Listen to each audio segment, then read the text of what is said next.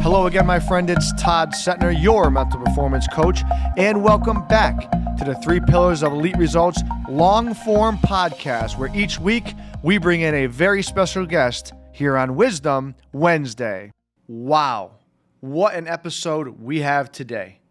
Gary Harrington has 35 years in the bank as a Marine infantry and recon officer, Special Forces soldier, Delta Force operator, and spent decades in the CIA. Matter of fact, Gary is one of the first to deploy into Afghanistan after 9/11 and was at the tip of the spear in many locations, including as a solo operator in high-risk venues like Yemen, Afghanistan, Pakistan, and Syria. And today, Gary advises private clients like yourself on approaches to maintaining safety and security in a volatile and unpredicted world. You are not going to want to miss this episode where Gary talks about where he was and what he did on 9/11, what he was doing at Operation Red Wing in 2005, and what you can do, whether you're a parent or a person having dinner at a restaurant. What should you be looking for to keep yourself and your family safe at all times? Let's go. Hey, Gary. So welcome to the Three Pillars of Elite Results podcast. Absolute pleasure to have you on the show today, man. So thanks for being here. Hey, good morning, Todd, and thanks for having me. Absolutely. So listen, I would like to start by giving my listeners and my audience just a 50,000-foot view of who Gary Harrington is, right? And obviously in the intro, they have an idea of your extensive career in the military. Number one is a Marine Corp, Green Beret, Special Forces, right? Delta, and then obviously the CIA. So we got a lot going on that we're going to cover today. But if we were to take a step back and just tell us who Gary Harrington is, from the upbringing, where you're from, maybe a little bit about your family. And then once we get to the military piece, we can stop there. And I'd like to dive in a little bit deeper. Sure. Yeah, I think I was born in the late 50s. So yeah, I'm an older guy. Okay. And I grew up living in the country. We watched our heroes, Audie Murphy, John Wayne, the famous cowboys on the TV shows. So those were the people you idolized. Sure. My family were hardworking farmers. My grandparents, none of them ever graduated high school. My parents were their first generation to graduate high school, but they didn't go to college. So I grew up still with relatives in log cabins.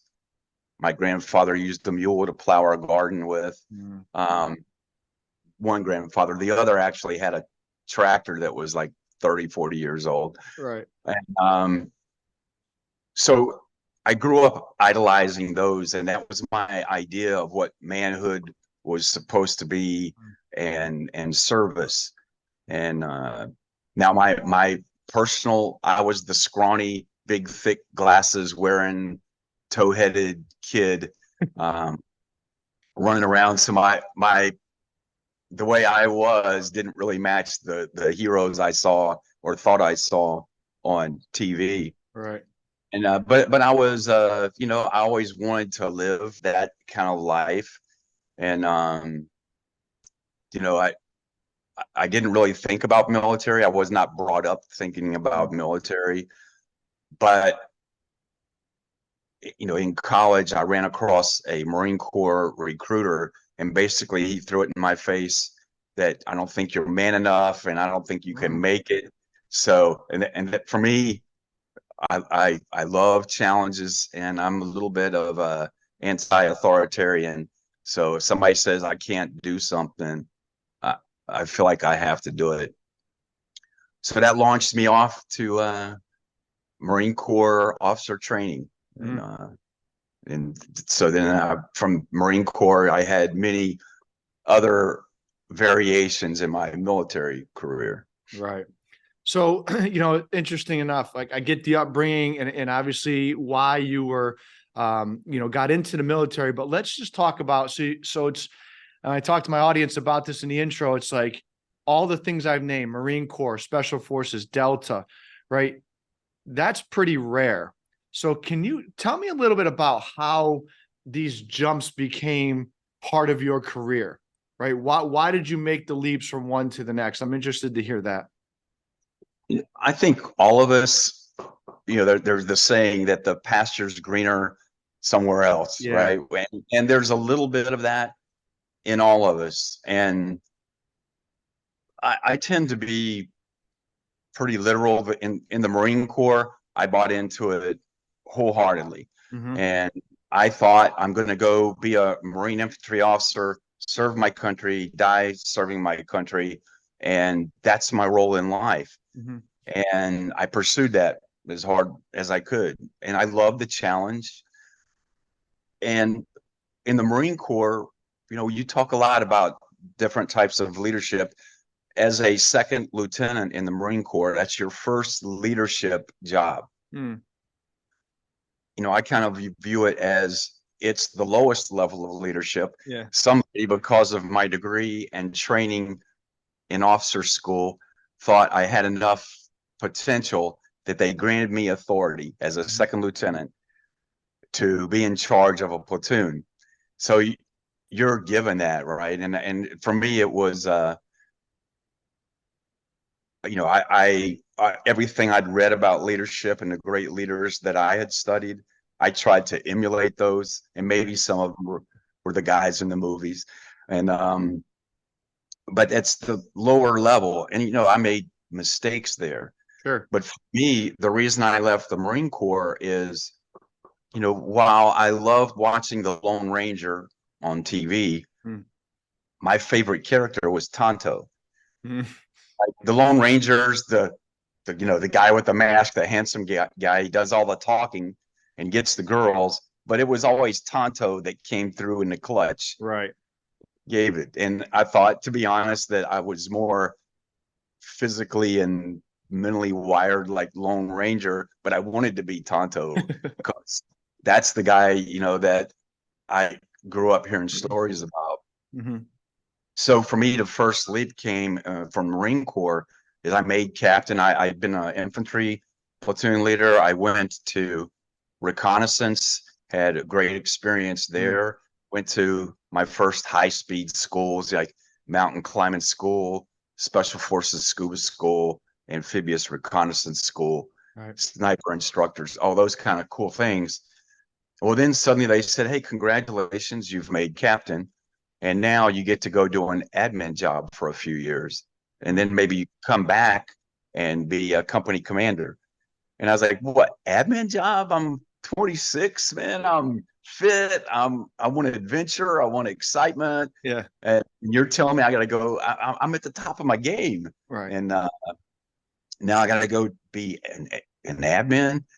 And I couldn't see it. So, I resigned from the Marine Corps, and through a long convoluted story, wound up enlisting in special forces.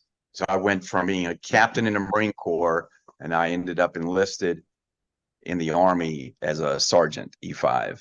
Gotcha. So when you get there, what does it take to get to that level of special forces, right? When everyone thinks about the special forces, whether Delta and Green Beret and Navy SEALs, like, what is that gap between being in the Army, but then being a part of that team?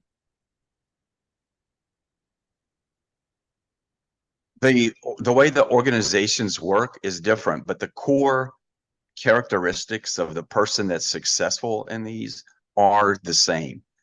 Marines, I always appealed to, hey, if you want to be a Marine, you might be the lowest level Marine, but you chose the Marines, which is harder than other choices you could have made. So, I try to appeal to that sense of pride, elitism, wanting to do more to excel. And when you tap into that with people, that's why they came in. And I've found that they tend to unify behind that. When you go to special operations, or let's say a special forces team, that's a small 12-man team that can operate independently in a foreign country. So yes, the parameters that you operate in are different, and you're given a lot more leeway, and the missions are generally different. But that same thing of wanting to be part of the best, part of something elite. And yeah, the numbers, the harder it gets, they say, the ballot of the Green Berets, 100 men will test today, but only 3 win the Green Right. Beret.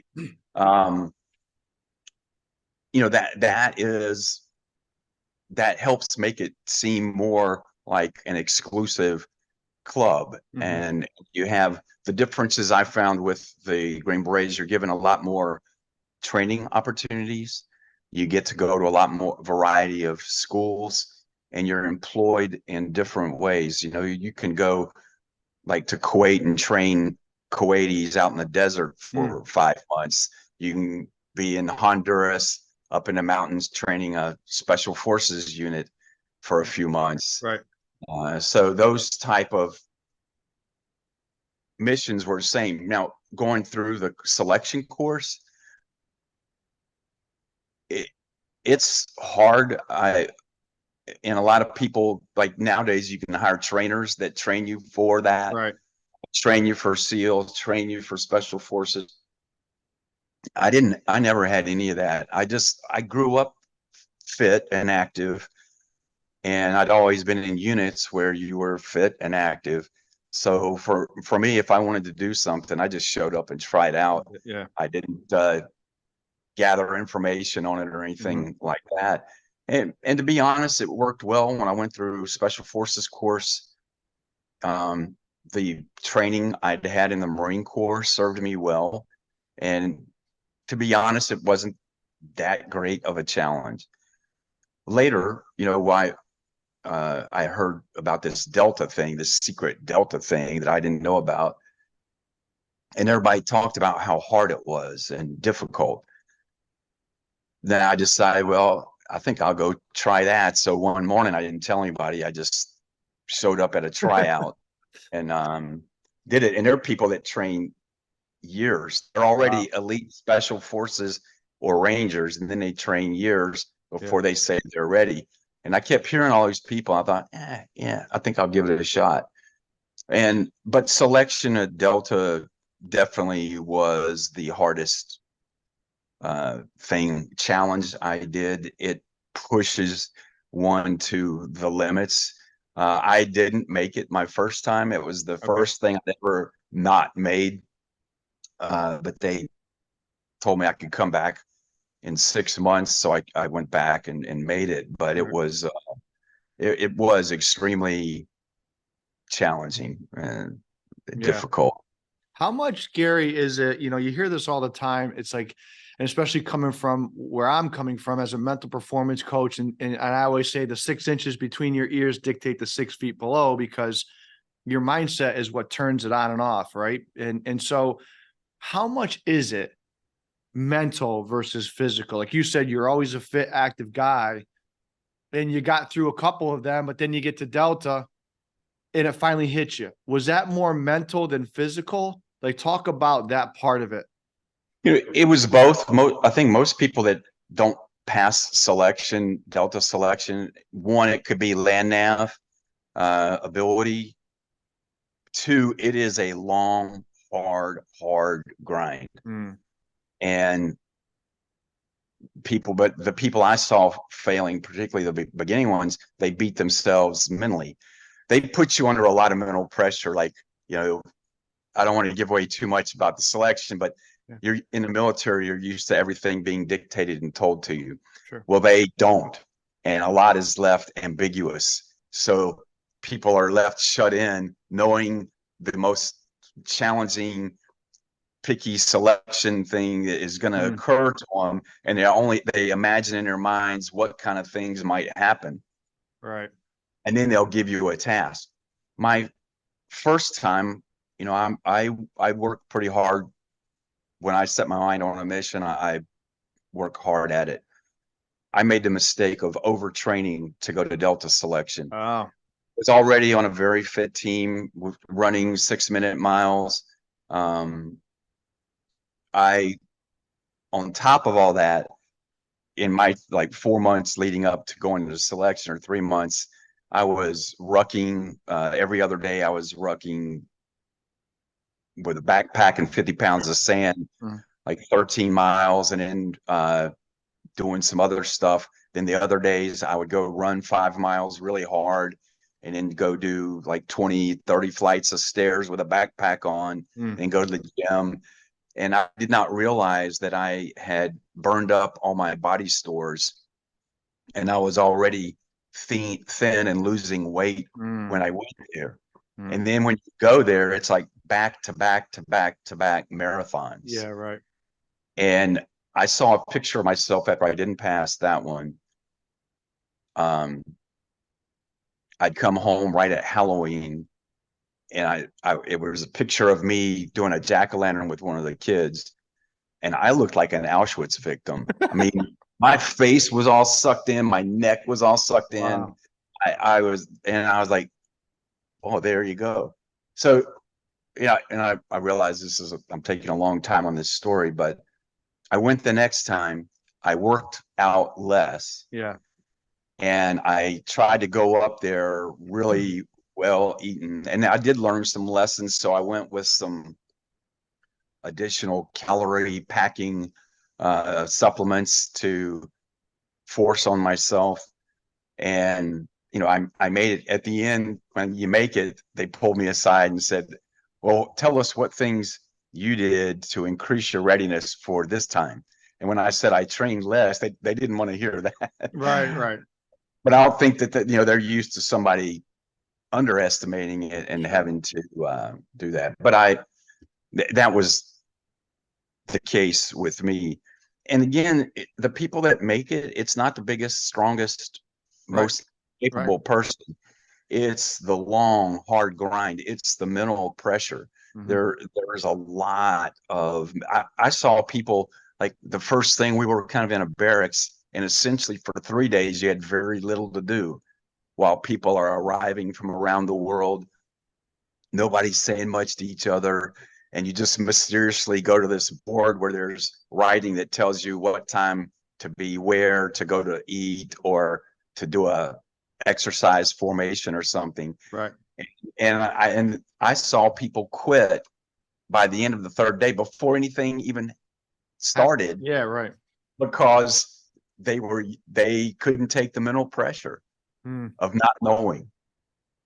So they put that on you and then puts you through extreme physical discomfort, and you have to push your limits. And I personally, I think there's a judgment made. It's a secret how they pick the guys that make it.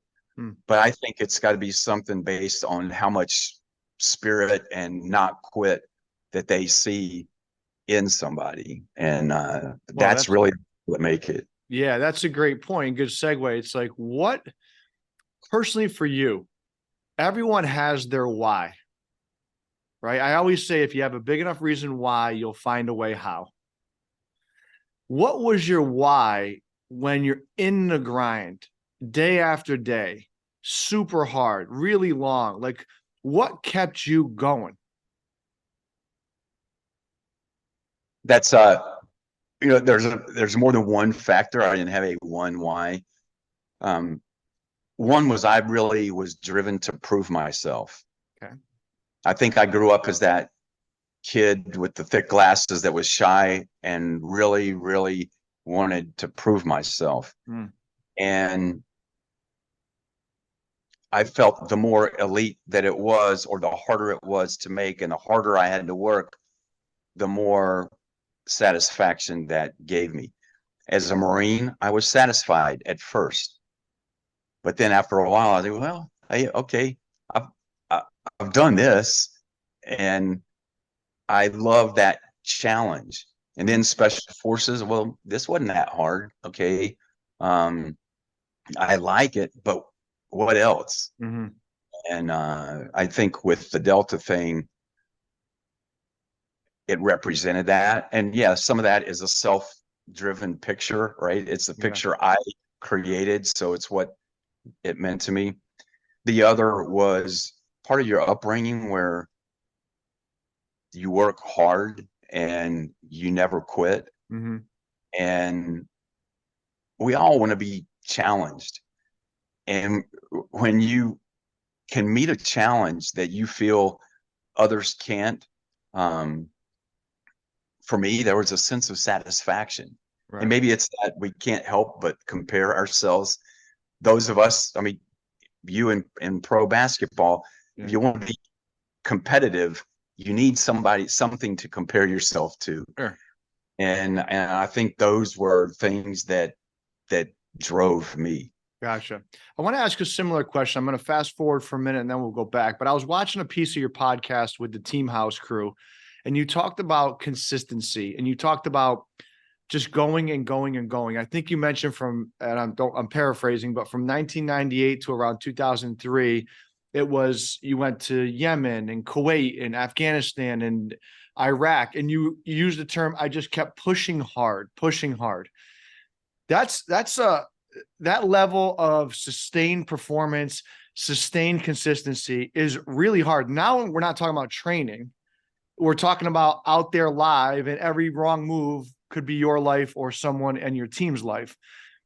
Is there something that you guys use at that elite level from a performance standpoint? Like, is there strategies? Is it the way you ate? What was it that allowed you to stay at that level for so long? There's people that can't get through a day.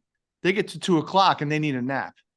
And my listeners probably want to know, how do you do it for 5 years in that example, where every day your life is on the line, but you have to be here? And when you dip, that could be your life or your buddy's life. Yeah. Well, and for me, to be honest, that was started in 98 and went through till the end of 2008 is when I left war zones. But for me, exercise, number one, exercise is absolutely critical. And not just, get out and do a little jog, but some sort of exercise where you're either picking up something heavy and pushing yourself hard. Sleep is important. I'm not sure about hours. I think I paid a price because I went through a large chunk of my life on that 4.5, 5 hours. And I told myself, I'm wired different than everybody else. I don't need the sleep everybody else does. Okay. As you're aware, there's always a price to pay for that somewhere in the end. I was taught in Delta some self relaxation and meditation exercises. If you were to deploy somewhere to do a hostage rescue and all the negotiations, or let's say we're going to have to assault an airplane and rescue hostages, you may be days laying in the terminal, periods of inactivity, periods of laying there with all your gear on, ready to assault, and various periods. How do you sustain readiness with all that stress on you? So they taught us those self-meditation, how to go into an alpha state. So I used some of that. Part of it comes to your I think your view of yourself. I have a faith in a Christian faith that sort of, if all else fails, buoys me and keeps me going. But also faith in your abilities. I have been in dangerous situations. I have made judgments that saved my life or somebody else's life. So then you get to where you have confidence in the stress. There is a price to pay. I became very experienced. There were times where I was with a group of people and somebody else was supposed to be in charge and something bad happened. Well, then everybody turned to me and said, okay, you're in charge. So get us out of here. Fix this. And that's good. But you pay a price. There's a guy that was in this spy ops series with me, a bodyguard guy. He told me in the course of filming that, he said, hey, Gary, everybody else did 1 year. People like you, they come to do a year in a war zone. You did 3 consecutive years in Afghanistan. He said, but by that 3rd year, a lot of people wondered if you were going to buy it because, by that time you were taking so many chances and, you get that either I'm not meant to be killed, or you get where you don't care. Yeah. And those weren't the case, but he said, yeah, you Push the limit. yeah, you and I used to at first break rules about going out by yourself without the bodyguards. And at first I got allowed to train my own Afghan bodyguards, and I would go out. I did a lot of things where I wasn't in an armored car. I worked by myself on a compound, far away from anybody that could help me for a while. And that, yeah, those were kind of pushing it. So the stress gets to it. And then you don't know, I think I paid a physical price. Yeah. You pay a mental price. I think my experience shows that in the beginning, we all have thick cushions where we can allow other people and other circumstances, we have give. Yeah. Right. But when you've been in stress too long, particularly when it's stress that involves decisions of life or death, judgments, you get more and more, that cushion gets thinner and thinner, and you become more and more brittle. Yeah. And I could see I was pretty rigid and brittle by the time I left Afghanistan after 3 years. Right. So let me ask this question. It's kind of we're going to get into how to transition out and become more of a civilian and what that's like. But like, without naming names, I have a potential client coming to me who's going through a tough time right now. Lost his job, has a newborn baby, lives in a very expensive city, might have to move. There's a lot of stressors right now. And he's kind of falling into this depressive state. And those are certainly stressors that most people that go through struggle with. If I told you that's what's going on versus you walking into a war zone, that's a different level of stress. And oftentimes when clients come to me, I'll say, let's have some perspective, right? Is this really stress? And it is, but the levels are different. What would you tell that guy who's going through that kind of stress, where if he just focuses on what he needs to do, looking for a new job, taking it day by day, maybe using some credit cards, and that's everyday stuff. What would you tell that guy after the stress you've been through for the majority of your life? I would say he's probably similar in a lot of respects. My guess is that at his job that he lost, he was very competent. And with those decisions he made at his job, he probably was not stressed. We have different parts. Like for me, the admin part of my life was stressful. I never worried about it. I was sent for so long on so many missions. I didn't care about anything else. I just focused on that. The rest of the things of life that are sustain it, I didn't deal with that. Yeah. And those caused me stress. It sounds like this potential client is now facing those same things. And it's not, he feels stressed because it's not familiar. And to deal with chaos, I think you have to first go back within yourself and say, who am I? If you're married and have kids, then to me, that falls back to that. You're loved, you're needed.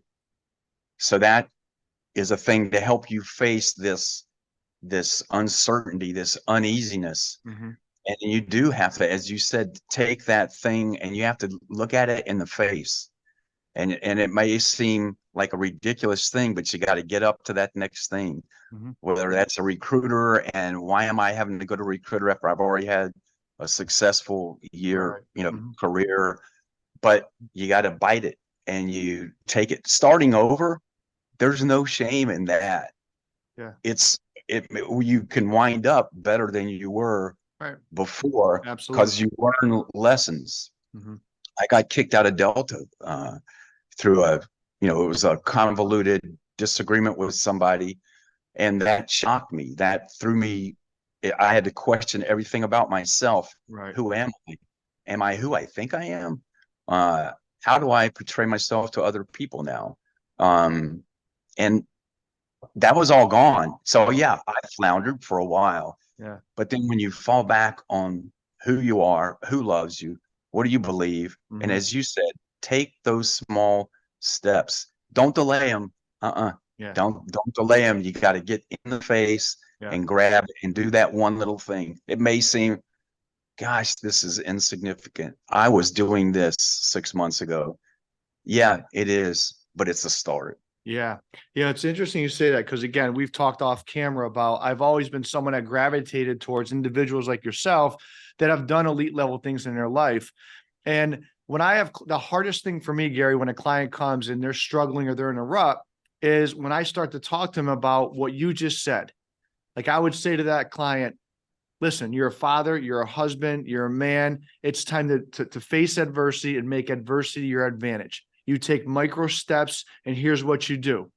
Right. And I would also say to him, it's important to follow the people that have been there and faced adversity, like a Gary Harrington, or people know a lot about the David Goggins of the world and things like that. Like follow the people that have been through adversity and listen to what they're saying, because you are the 5 people that you listen to or hang around with. But those people say, well, Todd, that's easy for you to say. You've always been like that. And to me, that's the hardest question to answer. When that comes at me, I question myself. Have I always been like that? Am I like that because my dad was a coach, my dad was a mentor, and that's at my core? And then I say, well, how can I coach people that don't have that? And all they do is fold, and then they're feeling the depression and they lose energy and they can't get up and do it. What would you say? I'm kind of asking the same question again, but I'm curious if But listening to that, you had anything different. to be honest, there's times then where somebody does need to find that coach, that teammate to be beside them. And it's like, I'll go fight this dragon, Mhm. but I need you in my corner to fight this dragon, Right.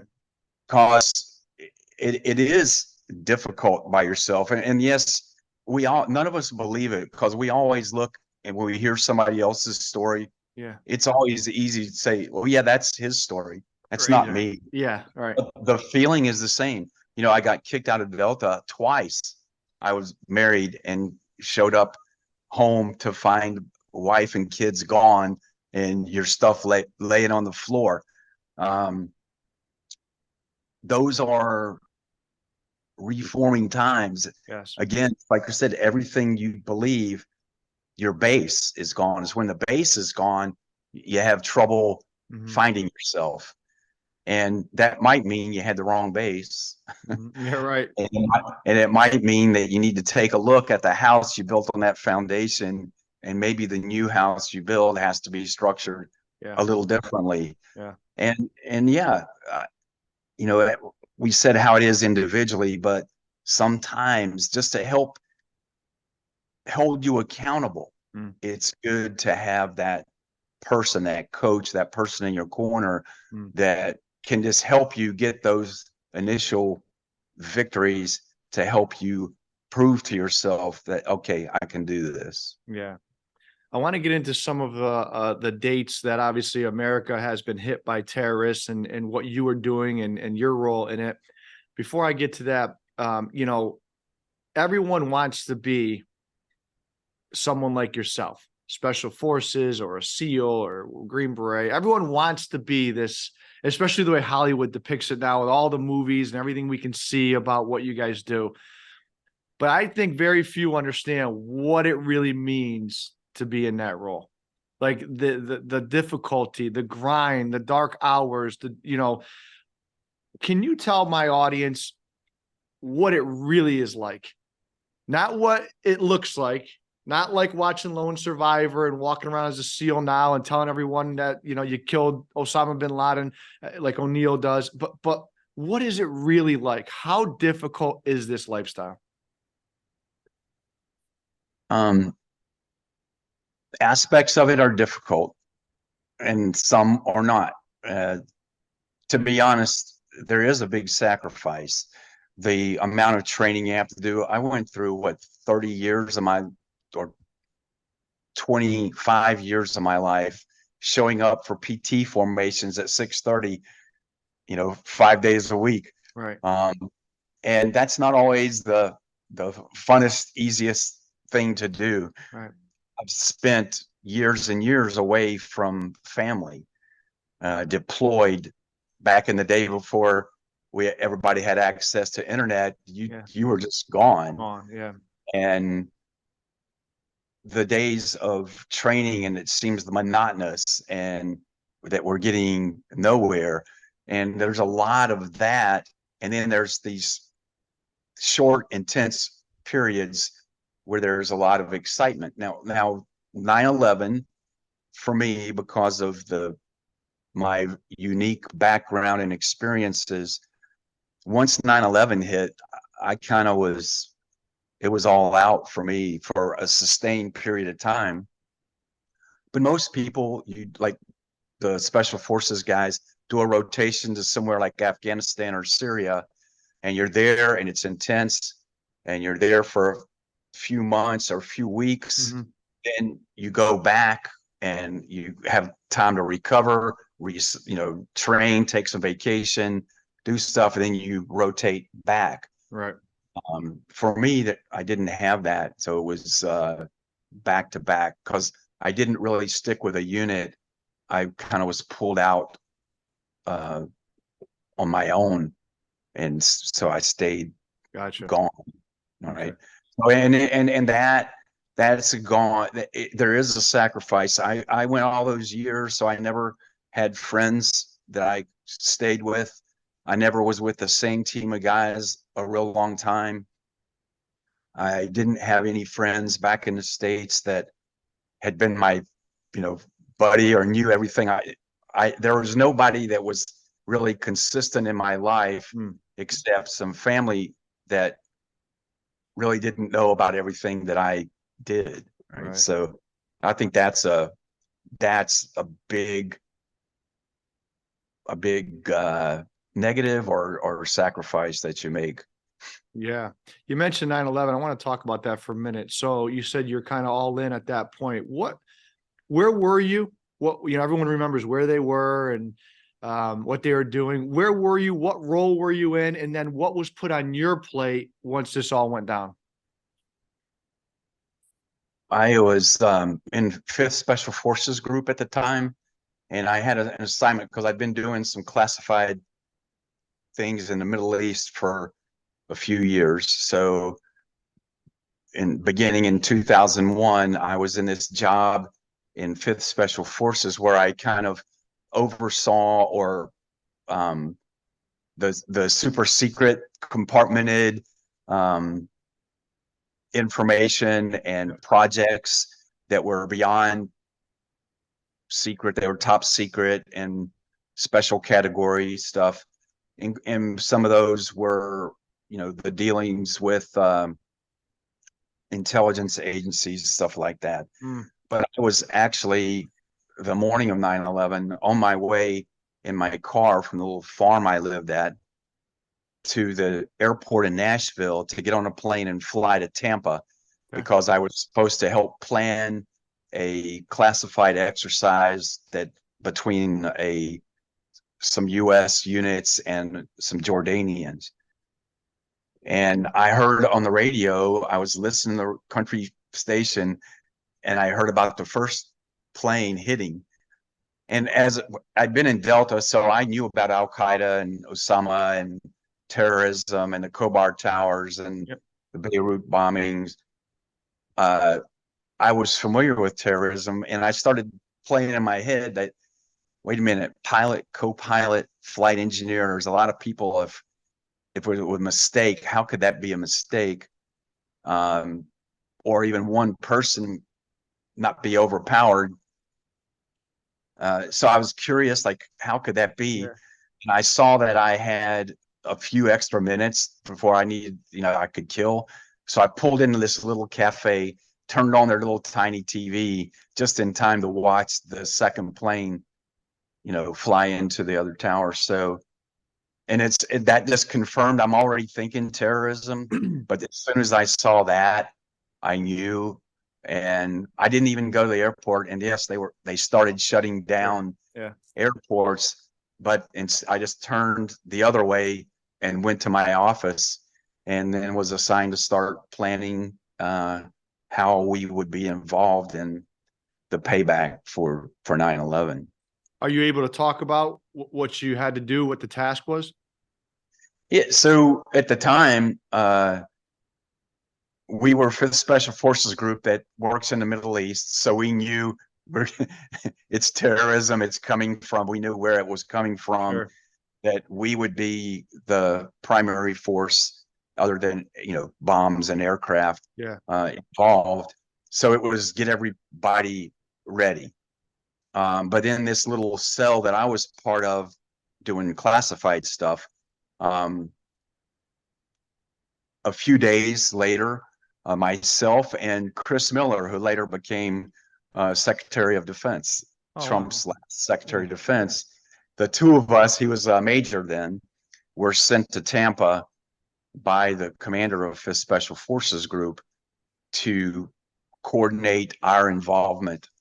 And as Chris tells,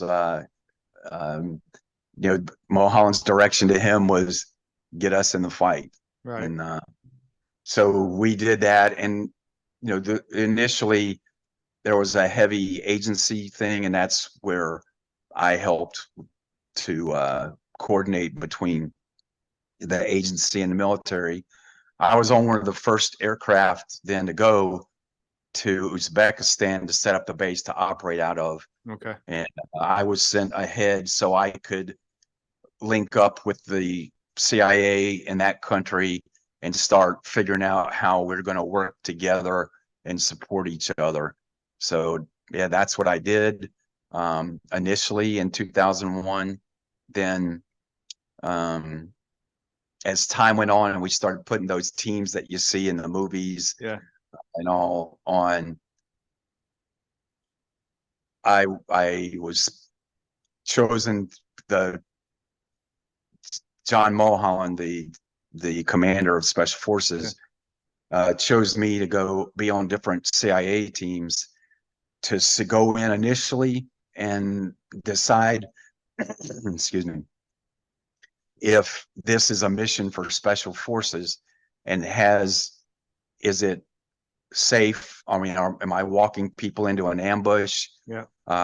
Has the CIA done the things it should to prepare for Special Forces to come in? So he relied on me to make that call. And then when I would notify him, he would send Special Forces in. So am I hearing this is the transition to CIA? Was that the time? No, this was actually all illegal. Oh. And for a soldier to work with CIA, there's a process called detailing, which is a very convoluted, classified way where legally, because the legal mandates of what CIA and Army can do are very different, and the rules that govern your behavior are very different. So it's a process, but in the heat of battle and it was going so fast at the time that it was growing and nobody had time for that paperwork. The commander trusted me. The CIA decided they trusted me because they'd run across me in a few countries doing some projects before. Sure. So they kind of did a handshake and said, okay, we'll take Gary. We won't follow the rules. And so I did that. Right. Following that, so I was in Afghanistan for like the teams you see on the thing. Most of them went in for like 2 weeks, 3 weeks, and then we're out. I went from one team to the next team, so I was in there five months. Oof. And I came out, and by that time the CIA had asked for me to be officially properly detailed to help them do a cross-border project from Kuwait and Iraq to prepare for the Iraq War, because that was all spinning up too. What year was that? Oh, I think I froze. That was 2000. Yeah, that was 2002. Okay. Gotcha. So the war didn't start till, was it March 2003? Sometime 2003. Right. So I began doing this program and, running up to the border in late 2002. Gotcha. I And should. so 2 years, that's 2 years, the agency had me. By that time, and over the course of that, they said, okay, you're pretty good at this stuff. And you can do the tactical stuff, but you're also pretty good at the recruiting spies and stuff like that too. So the CIA allowed me to apply to come in and work for them. So that's what I did. At the end of my 2 years, I retired from the Army and immediately started at the CIA. Yeah, and I want to delve into that career. I should ask you because a lot of people, when you talk on the streets about war on terror, there's three things that get thrown around. It's Taliban, Al Qaeda, and ISIS, and I feel like people don't know the difference. Can you describe that to the audience and the listeners? Well, let's start with Al Qaeda first, because that grew from Osama bin Laden and Ayman Zawahiri, and he was, UBL was a charismatic leader, and they found this vein of, let's get rid of Westerners, this Wahhabi sort of Islam, and it gained traction. So Al Qaeda became that movement, and they were based in Sudan at the time. They were in Sudan and in the tribal areas of Pakistan and Afghanistan. So they're the hardcore UBL training, the first really organized international terror group. Okay. The Taliban were, again, Wahhabi, very strict form of Islam. I mean, you can't even be in the same position to pray. You have to do your toes different, and there's a few things that make it more strict for Islam. Wow. And they were, when the Darfur line divided, some Afghanistan tribal people were now in Pakistan. That was where the Taliban were heavily populated there. In Pashtun, they were Pashtun ethnically, but Wahhabi Taliban. And Taliban comes from the term Talib, which means student. So they were very strict form of Islam, and reading the Quran and rocking and reading and rocking and reading and being a Talib or student was what was valued. And that's how they became called the Taliban. Right. In the 80s, the Taliban were part of those Pashtun tribal people that the CIA worked with in Pakistan to arm and equip them to fight the Soviets. Right. So yes, the U.S. kind of helped the Taliban get some weapons and military training. The Taliban became popular in Afghanistan because they were very, very strict religious. Girls can't study, stoning people to death, cutting hands off, hanging people, all the things that you read in history books that we thought were happened several millennium ago. They did. Right. But one thing that they did was immediately root out any corruption and some local official that's taking advantage of people. Right. So they gained popularity because there was some of that involved, that they would immediately stamp out that. Now, over time, people got tired of the way they were governed by them. Right. ISIS began when Syria, it got the word, the Arab world, through Al Qaeda. You had, and the training camps that Al Qaeda had in Sudan, Somalia, Afghanistan, Pakistan. You had corps of Arabs primarily that had been in these training camps.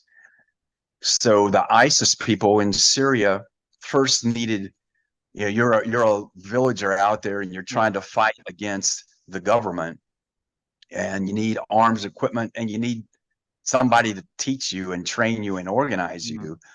Well, then kind of almost like special forces, there were these fighters that had been trained in the terror camps in Afghanistan or Pakistan that traveled and came there, and they would go and live in that village.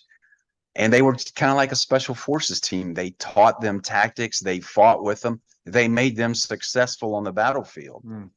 Well, then that encouraged other small leaders to ask others. So you started a pipeline of these fighters coming in, which, and they were active in Iraq as well, but became known as ISIS.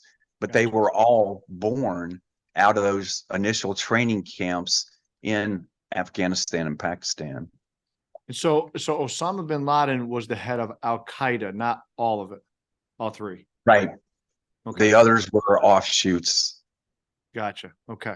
We're going to get, you mentioned spy ops. I want to talk to my listeners about that in a minute, and we'll get into the CIA. But, there's one, I guess, operation that I followed pretty closely, which was Operation Red Wing. I've talked about this before with my listeners. I've got a chance to meet Marcus Luttrell, and obviously studied the 4 Navy SEALs that win. I think it was in 2005 to do I think it was a recon mission on Ahmad Shah at the time. And obviously the story of lone survivor, Marcus makes it out. I think he was rescued by the Marines, if I recall correctly. Marines or a Ranger unit. Or Rangers, yeah. Rangers picked him up, and he had the villager that helped him. Right. So, and my question to you is, being involved in the teams, did you play a part in that? Were you in the know? What were you doing during this time period? I can't remember the year. I think I was there during that.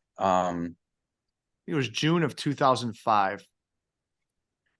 Yeah, that was right. I went back to Afghanistan in August 2005. But that story, for me, there are a lot of things. And look, I want to caveat what I'm going to say, because we all can look in a rearview mirror and see things, right? And when you're on the ground, you make choices and you make decisions, and those are the best decisions at the time. I came from a reconnaissance background, and so sneaking into places to watch people and gather information, I did, and I was successful. One of the issues with the team that they put together was they weren't an organic team that trains together and it was guys that other teams were employed, but there were some extra guys that had other jobs that, to my knowledge, that teamed together to do this mission. So I think that level of knowing the guy next to you so well that you know how he's going to move and what he's going to do, and maybe some of the preparation. The other thing I would say is my experience in those mountains in Tora Bora. You cannot sneak in to somewhere where these villagers have lived forever. Yeah. The terrain is horrible. You cannot believe. I saw grown men, hard men, on the verge of tears from trying to climb the mountains in Tora Bora. We had to put our backpacks on donkeys and send them up, and it still killed everybody because you're wearing like 45 to 50 pounds of ammo and water and grenades and stuff on you without the backpacks, and that almost killed us. So to try to maneuver and be sneaky and get up into a high mountainous area, that's not going to work long. And the other thing I've found in these situations is that it's like lighting a fuse on a piece of dynamite. When you go into an area, you have a limited amount of time that you can remain hidden and clandestine. On those mountains, there are very few places that you can walk. So people walk in those very few places. Right. With a big giant backpack and all the weight, you're not going to free climb on other areas that you couldn't do that. Yeah. So I always want to plan those missions that, okay, I have a very short, limited amount of time that I can be in here. Then I have to get out because they're going to have time to maneuver on me and set up for me. Gotcha. And I've done that several times where we've gone in. I knew that, okay, time's burning and I have to get people out of here. Once we did find out that Al Qaeda had a ambush, they were setting up an ambush to kill us, and we pulled out because I said we have to go. We left, and we pulled out before they could get the last people in place to seal us in. So that, I mean, those are on my mind when I think about the preparation for that mission. It's heroic action and people doing the best they could. The villager, I felt bad because I thought the villager got the short end of the stick when the Rangers, they wanted to come in and get Marcus. So they kind of grabbed this guy and marching him in at the front to show him where he is. Well, that guy's got to live there. Right. It's his family that are there. So him getting outed, the only personal impact I had with that was I later dealt with some paperwork about trying to financially compensate that guy for his help, and the agency actually ended up trying to help him get some employment afterwards. Yeah, I heard. Yeah. Didn't we get him to the States at one point? He reunited with Marcus or somewhere? To be honest, I don't know that part. By that time, I was already deep in the other stuff. Yeah, I'm sure. Well, let's talk about the CIA, right? And I want to start with spy ops, and you mentioned it. And for the listeners that don't know, I stumbled upon Gary and his career through this Netflix series. I think it was 6 parts, and you were part of one or two of them. I know you're it's 8 episodes. 8, okay. And episode 7 was called Taliban Spies. Was the episode about some stuff ops that I helped direct. Okay. And I was, as far as the first one is about the initial team that went into Afghanistan. There's some pictures there because I took it of the CIA guys. But I wasn't. I was on one of those I was on 4 different jawbreaker teams, but not the one that is featured in that episode 1. Gotcha. So talk to us about spy ops. What did the CIA and what, because I do want to get to the story where you had to take, I think it was 29 Taliban and basically bring them over a border and talk to them and interrogate them and figure out what you can get out of them. We'll get to that story in a minute, but how was the CIA involved with this particular operation and mission? With the Taliban? Yeah. When I was an officer, now, I've become a case officer, operations officer in the CIA, and you're in Afghanistan. So you have to ask yourself, okay, I'm an American in this compound and everybody around us is trying to kill us. And so I have to go out in an armored car. What can I do that can contribute to the benefit of the United States while I'm here? And I'd done some things. I'm CIA now. I'm not a soldier. Based on my experience in Delta with explosives.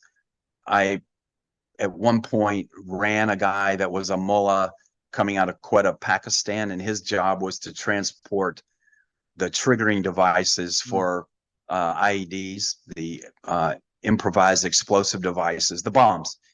And I would essentially go meet him on a street somewhere and try to get information from him. To be honest, I never got anywhere like trying to follow the chain. I learned a little bit about where they got components to build these triggering devices, but I would meet him. He would have triggering devices on him. I would give him some money, and I would take the triggering devices instead of him delivering them to somebody to attach to explosives and use against people. And it was I had experience dealing with explosives for my time in Delta, Right. and triggering devices. I built a lot to build charges to blow in doors and windows and those kind of things. And so I felt I could judge if it was safe or not. And yeah, you take the chance that, oh, he's going to kill you, blow himself up and kill you. But I always figured he liked the money more than he did wanted to die and go to get those virgins up in heaven. Yeah, exactly. So can you talk about like that story of your training and how you had to bring, was it 29 Taliban over? And Yeah. the way you had to hug them to see if they had any vest on. Yeah, talk about that story. That's incredible. Well, so in figuring out what I'm doing, you take what you have. And for me, I became acquainted with someone in the military who had been back in the anti-Soviet days. Wow. He had worked with a lot of the people that became senior Taliban to fight against the Soviets. So he had connections in the refugee camps in Pakistan, which were where a lot of Taliban were recruited, and back in that tribal area. So I relied on him. And he ultimately made contact with some guys, and I'd been around a while. I had a reputation amongst the Afghans that here's a guy who was here in combat in 2001 and 2. He's a fighter. He's not so, but he's also kind of this diplomat, other guy. So I had some credibility. By that time, I had gray in my beard, right? Right. And if you've got some scars from skirmishes and you got some gray in your beard, and you understand their tribal ways, it goes a long way. Sure. So we agreed to make a deal with these commanders that at the time, the U.S., we were winning everything, right? The U.S. presence was increasing. The U.S. was one success after another. And if you were on the bad guy side, it kind of looked like, wow, our days are numbered. Right. So I had leverage. And, my deal was I'll bring in these people and agree not to, it's not a trap. I'm not going to kill you. We're not going to send you off to Guantanamo Bay. And then I would evaluate them and decide if there's a way we could use them. So it was through this thing. It was a total of 29 people. So we contacted them like that, and that had never been done before. Nobody thought, and to be honest, I think the CIA headquarters, like, nah, this isn't going to happen.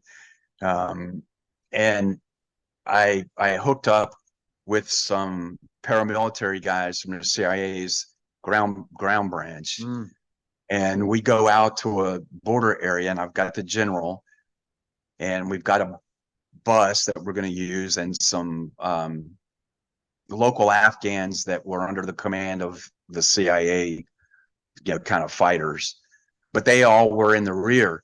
For these Taliban, I didn't want them to get the idea that we were going to capture them or kill them. Right. So it was the general and I went forward. I had arranged with the Taliban that one by one cross the border. because I remembered what happened with Mike Spann in the Kalajungi prison when they were overwhelmed by people and killed, and Mike Spann was killed. It's like, okay, we got to do this where we have a little bit of control. Right.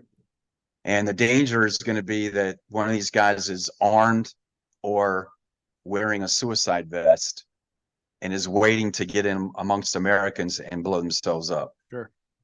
So it was my op. So I decided that if anybody's going to take the risk, that should be me. So the general and I would go forward, and there was a illegal border crossing.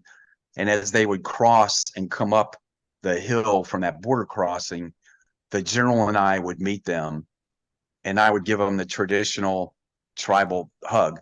Yeah, I kind of broke the rules. I wasn't wearing body armor. I was dressed as much like a civilian as I could.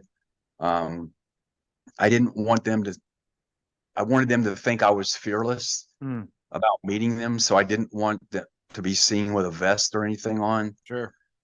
And but by doing that, it's my op. So I'm the one that's risking the other Americans' lives. I did the tribal hug because when you come and you do your face and then you do the hug, that gives me a chance to feel their back and sides, to feel if they're wearing a vest or have, a weapon hidden. And then I would send them from me, like 50, 100 meters further on. And then there were ground branch guys waiting to take control of them and do a detailed, search of them and make sure they were safe. So this is a stupid question, Gary, but when you do the hug, what if they do have a weapon or a vest on? Like, it could be over. That could be the end of you. But what happens next? Well, then I would take them down. I would use my hands, and I probably had a pistol on me. I wouldn't have worn a rifle because as in that tribal thing, as a commander, you wouldn't have the rifle. The fighter guys would. Sure. But I'm at the time I was pretty well on top of my hand-to-hand stuff, martial arts. If I felt something, I would have immediately taken them down, but tried to hold hands, because usually with the vest, there's two wires, they touch together up here or on here, and that would initiate the vest. Gotcha. And you can't help it. Sometimes they're remotely, like, it could be somebody else watching with a cell phone that has the initiator. You wouldn't be able to stop that. But, I don't know. It was one of those chance things that I weighed and decided it was worth the risk. Was the overall I'd make that same decision today. Yeah, right. Yeah. I don't want to give away Spy Ops. It was a great series, and obviously a great episode you were in. But in your opinion, was that a successful mission? The mission was successful. Out of the 29 people, I wound up finding six that I felt I could use, and I used those later. I set up my own fake Taliban cell in Kabul. And you said you were Canadian, didn't you? Yeah. I used those people knew I was CIA, but this fake cell received 2 suicide bombers before, and that's when I became a Canadian writer. And interviewed them. You have to tune in to Spy Ops to see that. Yeah, it's funny. Yeah. But the overall success, and I sort of ended that because something that got cut out of Spy Ops was we at one point, through these guys, thought we were going to get a top 10 most wanted Taliban. Oh. And myself and a very small group of ground branch guys went up on a really dangerous place in the mountains on the border to try to get this guy. And we got kind of sucked into this place where we had no help. And it was much like Lone Survivor, but I knew that clock was ticking.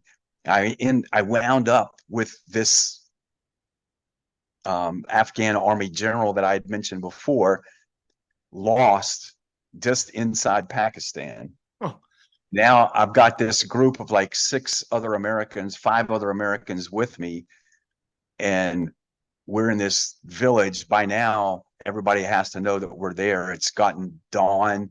We snuck in the wee hours of the morning, and now it's getting like 10:30, and I know we're made, so I know that they're trying to prepare to attack us. And I've got the Americans. So for me, it's really odd. The decision was get out of here with the Americans. That's what the CIA would want you to do. yeah. But the general's missing, and we've got this never leave anybody behind. But he wasn't American.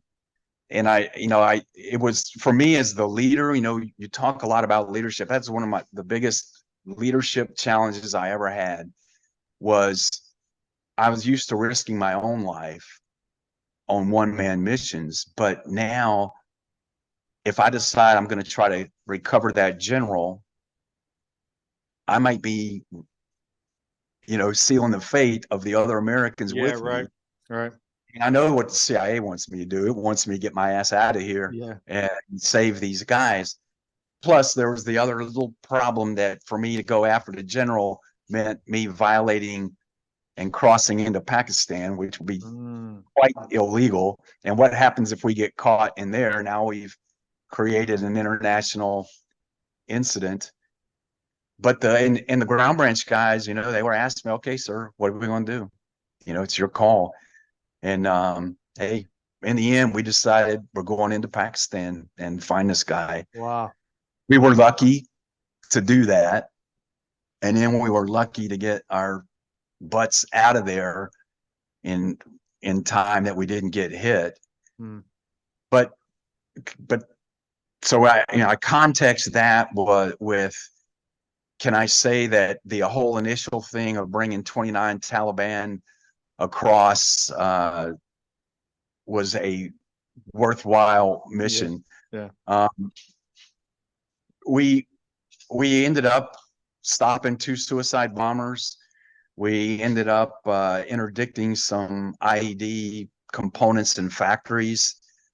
So those part were successful. But like in that one mission, that last one I was telling you about, it's possible we were being set up. It's possible we were lured to that place so they could do an ambush and kill Americans. Right. I'll never know that. It's in the intelligence game, in a war zone. I think you take calculated risk. Yeah.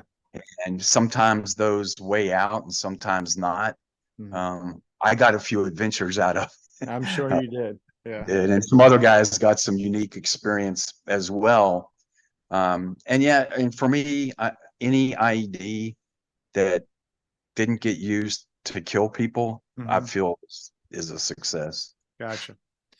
Well, for the sake of time, I feel like we got to do another podcast strictly on your time and years in the CIA. But I want to ask this question: how hard is it to transit? You're retired now, correct? How hard is it to transition back into a civilian life, civilian world? I think I heard, it might have been David Goggins, I'm not sure. He mentioned that when he goes out to a restaurant, he always has to sit with his back to a wall to see what's going on. I feel like that's probably most people in the military. They're always on high alert. What's your life like now? Is there bodyguards? Do you need support? What is it like to be Gary Harrington after all of this in your career? I try to be vigilant. One, you never give that up, but some of that, it takes a long time. And I lived that life in a much more intense level than even most other people in special ops or CIA do. Right. And so it was in many years transition. I went through some hard times, personally, emotionally, professionally, because everything you base your self-worth and experience on, that was all gone.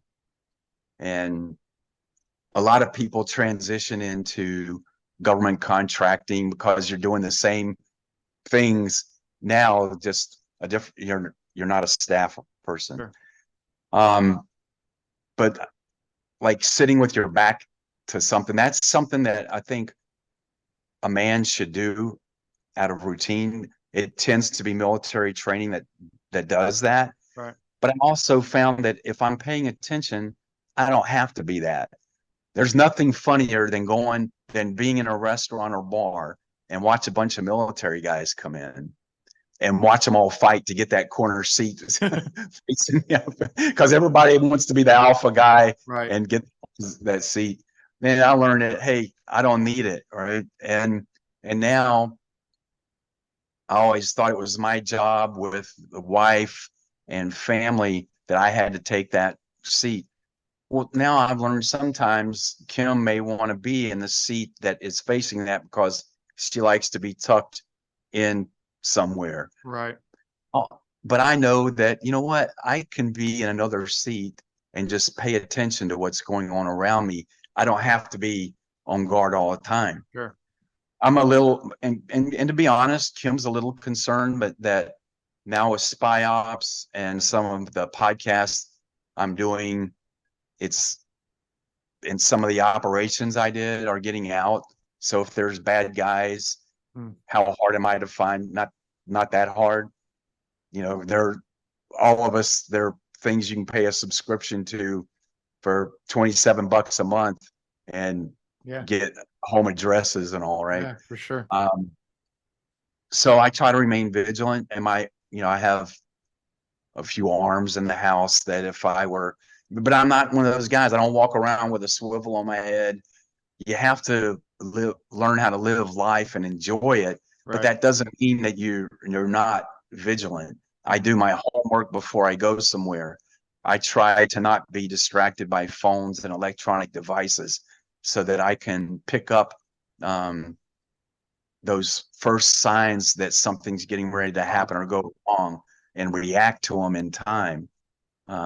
So yeah, that's how that part of that transition went. It'd be another whole episode if we want to talk about the whole professional transition. That's quite long. Yeah, and I'd love to hear that. So let me ask you a couple of questions, and I'm going to hit you with some hot seat questions before we end this. But if you were to define yourself in one word, what would you say?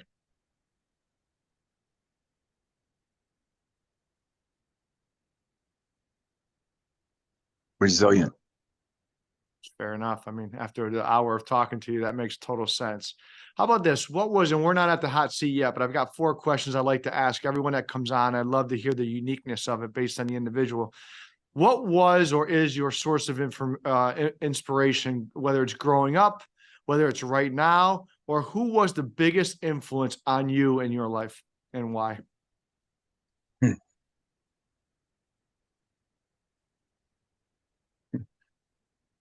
Different phases in life, different people. Sure. Yeah, sure. Right now, to be honest, it's my faith in Christ. Yeah. I have tried to turn my life over and find my inspiration there. Yeah, that's great. Here's an interesting one. It might take you a minute to think about it, but if you were given the opportunity to sit across the table from 3 people, dead or alive, who would you choose and why would you choose each of those 3 individuals? Ronald Reagan first, Okay. because I admire him. I think his background and his what he did when he was flying around for GE and how he really developed who he was as a speaker. I really respect him and like him.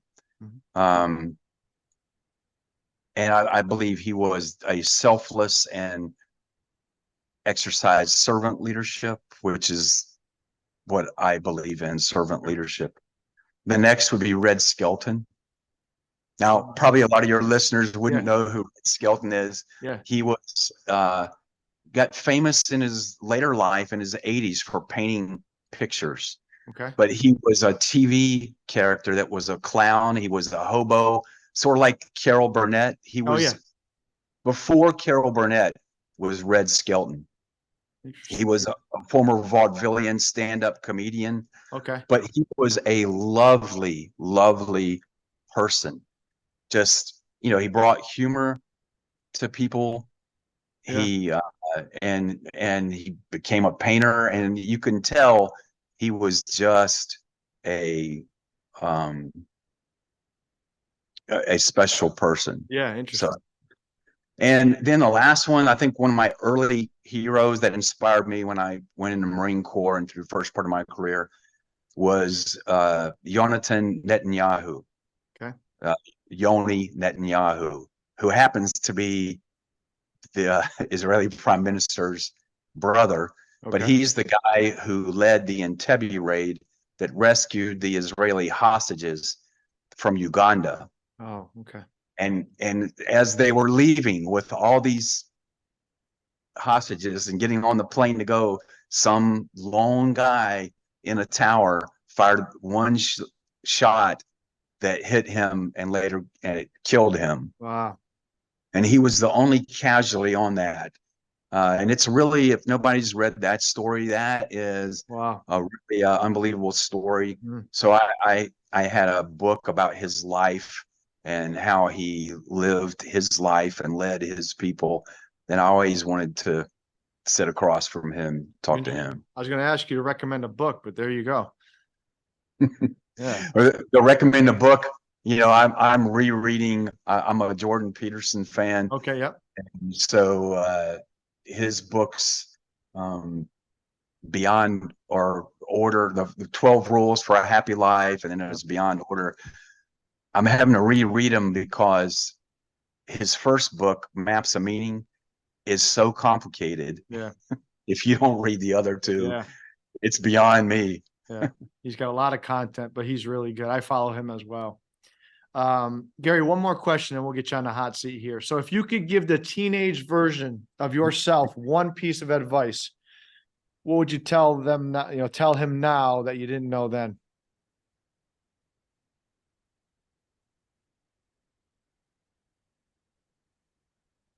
Any fears that you have are unfounded. If God loves you enough to give his son for you, you should love yourself a little bit more. Yeah, it's awesome. Yeah, 100%. All right, here we go. You ready? We're going to do quick hot seat questions. First thing that comes to mind, we just want to hear, what Gary would do in this situation. All right. Question number one, last meal. You can pick anything to choose to eat. What would you choose? I'm not sure if it'd be a steak. Liver mush. Liver mush. Liver mush. Oh God, I don't even know what that is. Jeez. All right, we're gonna have to come back to that one. All right, favorite movie of all time. Favorite movie of all time. I'm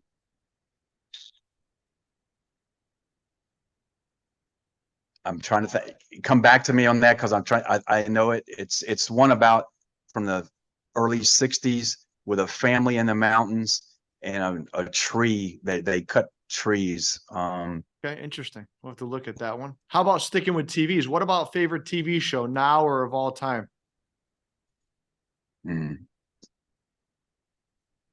Can't say Spy Ops. There's no TV now that I consistently watch. Yeah. Anything growing up that you remember? Combat or Kung Fu. Yep, Kung Fu. Gotcha. Okay. How about your favorite app on your phone that you use right now? Favorite app.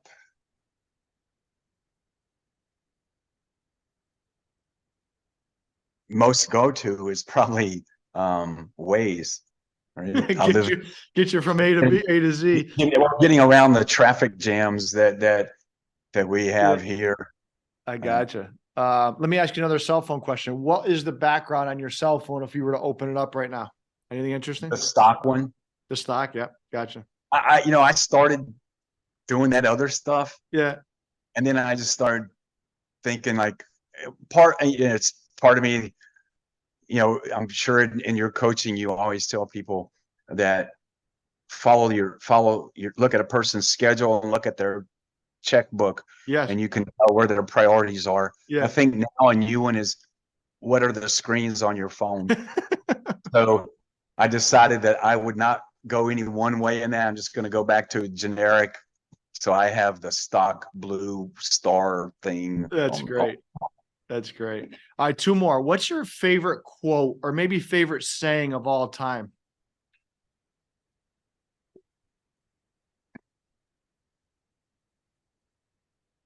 Those change, but currently it's, if you trade time for money, and if you don't have money, you have to spend the time to do the things that you would use money to accomplish. I love that. That's for sure. All right, last one. Let's see if you're into, you mentioned country music earlier in the episode here. What's the one song, no matter what it is, you're driving in your car, you're working out, that when this song comes on, you just get so fired up and you get that energy? You know, that is what is it? Lead us with her grace. The prayer. Oh yeah. Yeah, that's a Coachella, and yeah. classic. Great song. My wife's a singer, so she sings that one all the time. Oh wow. Yeah. that would be hard. Yes. Wow. I would like to, I'm gonna ask you to hear that sometime then in person. Absolutely.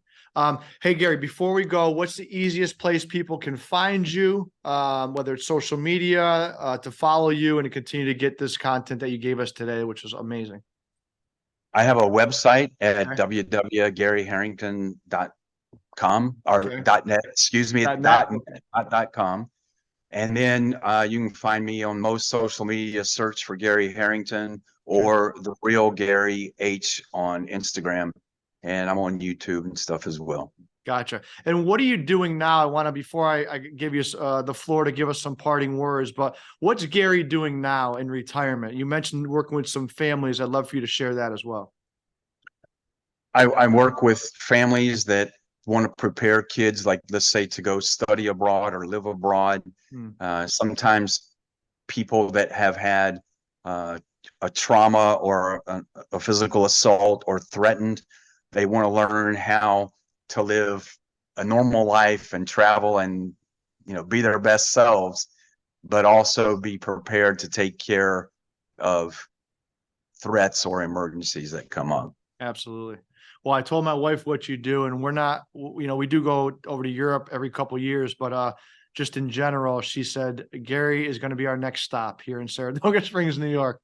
So we gotta certainly get you out here. Well, in part to help do that, I am probably before the holidays releasing a course that is for parents like yourself, that takes the principles and habits that I learned how to take care of myself and my family over my 35-year career.